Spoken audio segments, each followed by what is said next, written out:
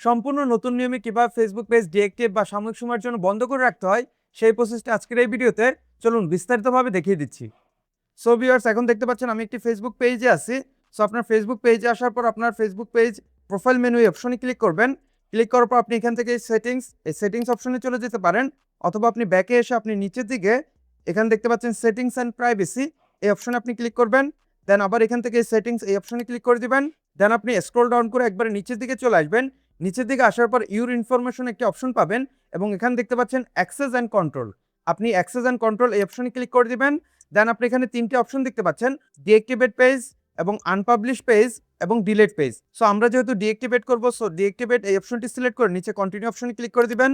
দেন next স্টেপে আপনাকে এখানে রিজন সিলেক্ট করে দিতে হবে, মূলত আপনি কি কারণে আপনার এই ফেসবুক পেজটিকে আপনি ডিএক্টিভেট করতেছেন। সো আমি এখান থেকে this is temporary, I will be back এই অপশনটি সিলেক্ট করে নিচে কন্টিনিউ অপশনে ক্লিক করে দিব। দেন আপনি এখানে একটা অপশন দেখতে পাচ্ছেন রিঅ্যাক্টিভেটিং পেজ, এখানে 7 ডেজ সিলেক্ট করা আছে। সো আপনি যদি এই অপশনের উপর আপনি ক্লিক করেন, ক্লিক করার পর এখানে আপনি অন ডে থেকে শুরু করে 7 ডেজ পর্যন্ত পাবেন। মূলত আপনার এখানে আপনি ডেট সেট করে দিতে পারবেন।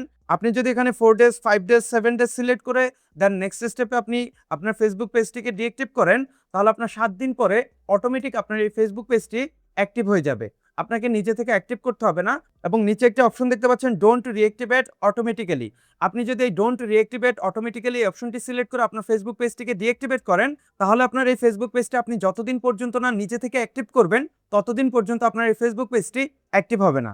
সো আমি এখান থেকে ডোন্ট রিঅ্যাক্টিভেট অটোমেটিক্যালি অপশনটি সিলেক্ট করব। দেন আমি এখান থেকে কন্টিনিউ অপশনে ক্লিক করে দিব। দেন আবার এখান থেকে কন্টিনিউ অপশনে ক্লিক করব। দেন ডিঅ্যাক্টিভেট পেজ এই অপশনে ক্লিক করে দিব। ডিঅ্যাক্টিভেট পেজ অপশনে ক্লিক করার সাথে সাথে আপনার ফেসবুক পেজ থেকে আপনাকে প্রোফাইলে নিয়ে আসবে। এখন কিন্তু আমি আমার ফেসবুক প্রোফাইলে চলে আসছি। এর মানে আমাদের এই ফেসবুক পেজটি ডিঅ্যাক্টিভ হয়ে গেছে।